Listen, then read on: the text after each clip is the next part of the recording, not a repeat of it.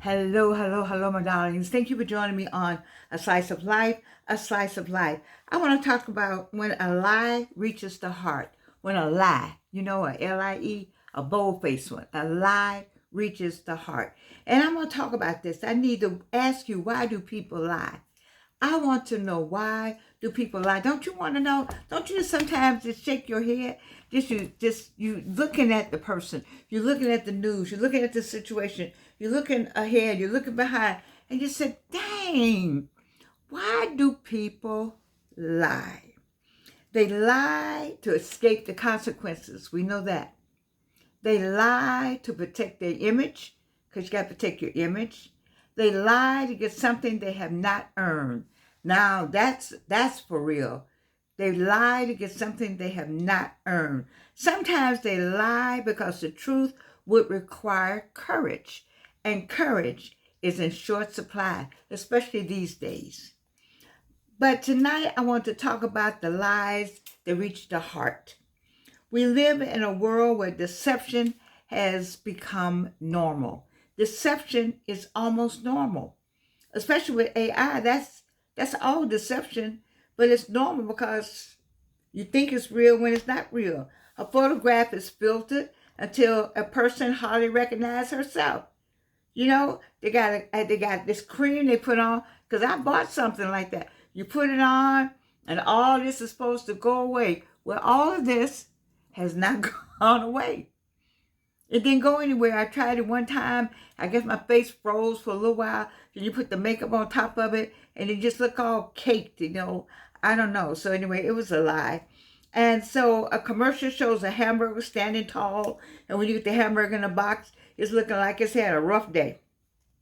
And we laugh because we expect advertising to exaggerate, but deception, I'm sorry about this. Deception is a relationship. In a relationship, is different. When you lie in a relationship, that's different. They're gonna lie about something on TV, lie about this, that, and other, but not in a relationship. You don't like that. When someone looks you in your eyes and says, "You can trust me," while deliberately holding the truth, that is not clever marketing. You ever had anybody that you trusted them? You trusted every word they said. They looked at you, you looked at them, you believed whatever came out of their mouths. And they were lying through their teeth. And they lied to you. You say you can lie over here, and you can lie over there. You can lie back there, you can lie up there, but you lied to me. Have you ever told somebody, you lied to me? And when you lied to me, and I trusted you, and you lied to me, that is a heartbreak, people. You ever had that heartbreak? That's a heartbreak. Ooh, that's a heartbreak. And when the truth finally comes out, you do not only question the liar, you begin questioning yourself. How did you miss that? You say, how did you miss the person was lying like that? How did you miss? I had a situation where I missed the lady was like that. I missed all of that. I was all into her, everything she did, her work. I just trusted. You trust people so. How you ever had anybody you trust like that with all your heart and soul? You trust them, and then they lied to you. Anyway, so while we discussing lies, I want to retire a phrase. I don't want to hear y'all say it anymore. I can't stand it. It was a white lie. That's a what the F. A white lie? Oh, it's okay. Well, I just want to tell this white lie. Oh, it's just a white lie. Oh my God, I can't stand that phrase. People say it's harmless, but it's not harmless. Why in the world would white mean harmless? White always means innocent. White means clean. White means acceptable. So it was a white lie. So what you saying about black? You're quietly using that language to teach us everything about black is bad. Black male, blacklisted, black sheep, black mark. Then we attach white to the lie. We're willing to excuse a lie because we put white in front of it, which contradicts the whole thing about black. It just sends another message about black. The phrase may be old and people may use it without racial intentions, but language carries messages. Language carries messages. Read James Baldwin piece. If Black English is not Black English, then tell me what is. And you'll see where he talks about language carries messages, even when we do not stop to examine it. Let us call it what it is. It's a small lie, maybe, I don't know. Still a lie. A social lie, an excuse, an exaggeration are simply what it is, a lie. Because adding a color does not change the character, it's still a lie. Just a little white lie. What in the world wrong with you for saying something like that? Now, are all untruths equally destructive? No, I know what you're saying. But telling someone you like a gift because you do not want to embarrass them, oh, so that's what you call it. It's told a white lie. Okay. And not deceiving someone about fidelity, finances, health, or your intentions is all a lie, a lie, a lie. There are moments when discretion is kind. You do not have to reveal everything you know. You may say, I'm not ready to discuss that. You may remain silent. You may set a boundary. But discretion is not the same as deception. There's discretion and there's deception. And know the difference. There's discretion and there's deception. And there's a big difference. Discretion protects privacy. Deception manipulates another person's reality. Let me say that again. Discretion protects privacy. Deception manipulates another person's reality. That is the difference. So why do people lie to the heart? That gets me. When they lie to the heart. Sometimes they fear rejection. I had a person tell me that a person, I said, well, what was going on with that relationship? And the person said, well, I loved her. I really loved her. But she was so beautiful, she could have had anybody but me. So I just felt like maybe she did. I wonder sometimes she really loved me. I did not understand that at all. When in fact you loved her and you knew she loved you. And because she was beautiful, you didn't think you deserved to have that beauty with you? And so you lied to her? I don't get any of that. Anyway, sometimes people are ashamed of who they are. And sometimes, let's tell the truth, they lie because it's working for them. I know somebody that lies, and it's working for her. She lies, she lies, she lies. But it's working for her. And since she see it works, and she's figured out how to make it work, and everybody's on board with it working, then why should I change that? Right. Be careful about that. So what do? First, pay attention when words and actions repeatedly disagree. The words say one thing, but the actions are something else. Do not allow a beautiful promise to erase an ugly pattern. You see the pattern. You see it, but it gets all shiny and bright and ooh and dee and da. Be careful of that. Look past some of that and see what's actually going on. There's an ugly pattern there.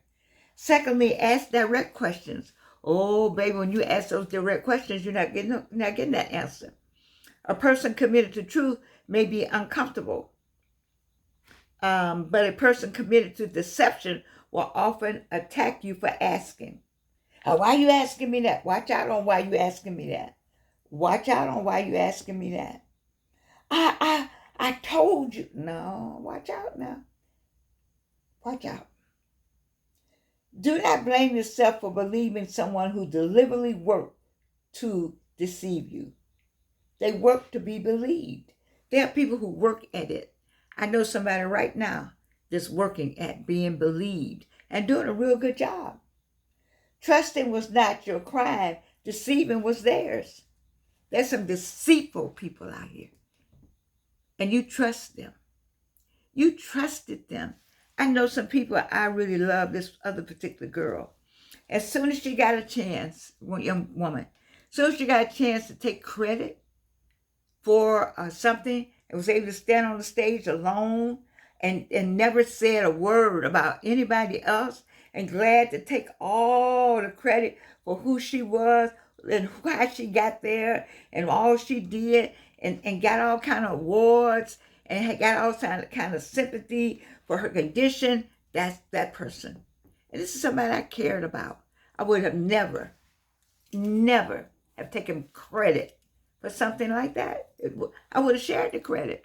How hard it is to say, no, we did this together. Or hard is to say, I wouldn't be this if it weren't for that person.